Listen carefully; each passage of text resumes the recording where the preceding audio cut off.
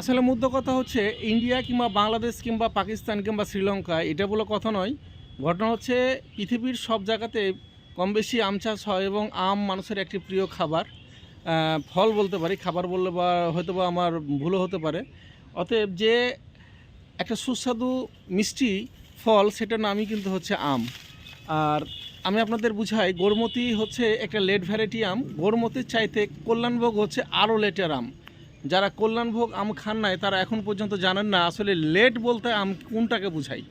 জি, আমি আপনাদের কল্যাণভোগ সম্পর্কে বলতে চাচ্ছি। আসলে কল্যাণভোগ এমন একটা আম, এই আমটা যদি আপনি খান তাহলে আপনার অন্য ধারণা, অন্য কোনো আম খাওয়ার যে ধারণা সেটা কিন্তু পাল্টে যাবে। যে দর্শক, আমি আপনাকে যে অসময়ে দেরিতে আমের কথা বলছি সেটার কথাই আপনাদের বোঝানোর চেষ্টা করছি। কারণ আমাদের চাঁপাইনবাবগঞ্জ জেলাতে অনেক আম আছে যেগুলো আশিনা আম নামে পরিচিত। এগুলো লেটে হয় কিন্তু তার যে স্বাদ, তার যে গন্ধ, সে টেস্ট সেটা কিন্তু আর থাকে না। যার কারণে লেটের আম বলতে আমরা বুঝি যেটা আমাদের বাংলাদেশে, আমাদের চাঁপাইনবাবগঞ্জে হিমসাগর নামে পরিচিত। হিমসাগর যেটা ক্ষীরসাপাত, আমরা অ্যাকচুয়ালি চাঁপাইনবাবগঞ্জের মানুষ কিন্তু স্বীকৃতি দিয়েছি ক্ষীরসাপাতকে, আর এটা জিআই সনদপ্রাপ্ত। কিন্তু বাইরের দেশ, বাইরের যে জেলাগুলো আছে তারা কিন্তু এটাকে হিমসাগর নামে আখ্যা দিয়েছে। অতএব আমরা যদি বলি তাহলে হিমসাগর আর ক্ষীরসাপাত কিন্তু এক আম নয়। অবশ্যই চাপাইয়ের যদি আপনারা আম খেতে চান তাহলে অবশ্যই ক্ষীরসাপাত ভালো। আর এই ক্ষীরসাপাতেরই আপডেট হচ্ছে এই কল্যাণভোগ। কল্যাণভোগ এবং ক্ষীরসাপাতের মধ্যে পার্থক্য শুধুমাত্র লেট, শুধুমাত্র লেট। এর চাইতে আর অন্য কোনো পার্থক্য এখন পর্যন্ত আমরা বের করতে পারিনি। যেমন ধরেন কল্যাণভোগ হচ্ছে সেম কালার, সেম গন্ধ, সেম রং। ক্ষীরসাপাতও ঠিক ওই রকমই, তবে পার্থক্যটা হচ্ছে 3 মাস ডিফারেন্স। আমরা যখনই ক্ষীরসাপাতের কথা বলবো তখন ক্ষীরসাপাতটা কিন্তু আসে জুন থেকে, জুন জুলাই, এই সর্বোচ্চ জুলাই মাস পর্যন্ত কিন্তু আমরা ক্ষীরসাপাত যেতে পারি, কিন্তু তারপরে কিন্তু পাই না। কিন্তু আমাদের যে মূলত যে আমরা কল্যাণভোগের কথা বলছি, অর্থাৎ কল্যাণভোগ আম নিয়ে যে আলোচনা করছি, সেই আমটা কিন্তু আগস্ট মাস থেকে শুরু হয়। আগস্ট মাস থেকে শুরু হয়, যার কারণে এটা একটা লেট ভ্যারাইটি, অতিরিক্ত লেটে আম পাকে। আলহামদুলিল্লাহ আমরা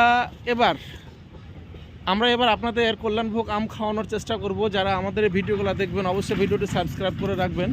আপনাদের যদি পছন্দ মনে হয় কি আপনাদের কল্যাণভোগ আম প্রয়োজন, আপনারা খাবেন, খাওয়ার পরে দেখবেন, দেখার পরে আপনারা ডিসিশান নেবেন কি আসলে কল্যাণভোগ আম চাষ করা যায় কি না, তাহলে অবশ্যই আমাদের সাথে যোগাযোগ করবেন। কল্যাণভোগ নিয়ে এত কথা বলি কেন কথা বলি আসলে এটা বোঝানো খুব মুশকিল। যেহেতু নতুন একটা প্রোডাক্ট, নতুন একটা আম, বাংলাদেশে এটা একটা জনপ্রিয় একটা আম হয়ে উঠছে, যার কারণে যারা জানেন না, যার পরিচিতি কম, তাকে পরিচিতি ঘটানোর একটা কৌশল মাত্র। আশা করি আপনারা আমার সাথে থাকবেন এবং আমি যে আপনাদের কথাগুলো বোঝাতে চেষ্টা করছি সেগুলো বুঝবেন। এছাড়াও আমাদের আরও কিছু আম আছে যেগুলো খুবই স্পেশাল আম, আপনাদের পরের ভিডিওতে জানাবো। আমাদের কাছে আরও কিছু ইন্ডিয়ান কিছু কালেকশান আছে যেগুলো খুবই খুবই স্পেশাল। অতএব আমাদের সাথে থাকবেন। আর দর্শক, আপনাদের উদ্দেশ্যে একটা কথা বলি, যদি আপনাদের কল্যাণভোগের আমের কিংবা চারার প্রয়োজন হয়, এছাড়াও যে কোনো গাছের আমের চারা প্রয়োজন হয় আমাদের সাথে যোগাযোগ করবেন।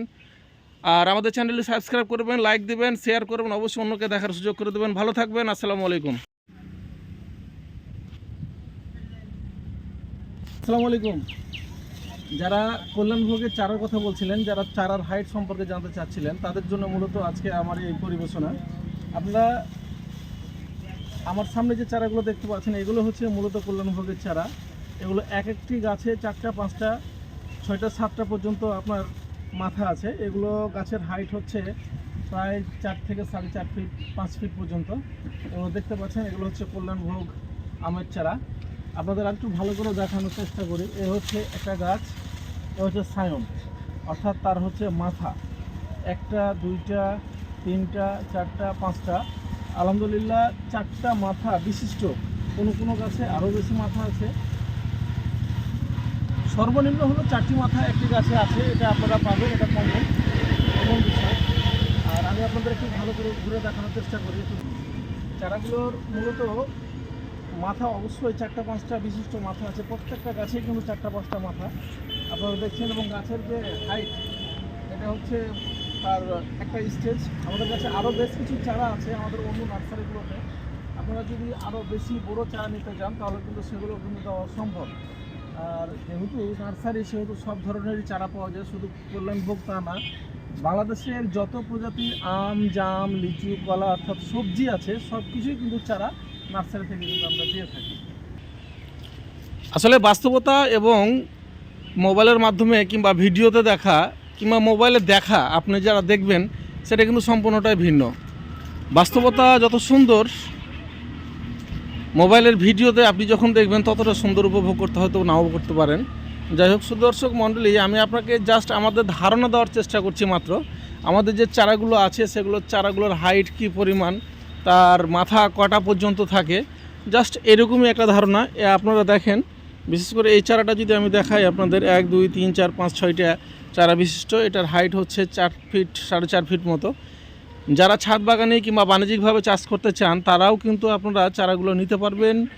আর আমাদের নার্সারিতে পর্যাপ্ত পরিমাণে চারা আছে, যে কোনো আমের চারা আপনারা নিতে পারবেন। আজকে এক ভদ্রলোক ইন্ডিয়া থেকে আমার সাথে কথা হয় এবং উনি 1000 পিস গরুমতি আমের চারা চেয়েছেন, যেটা কল্পনার বাইরে। ইন্ডিয়া আমাদের কাছ থেকে চারা নিচ্ছে, তাও আবার হিউজ পরিমাণে।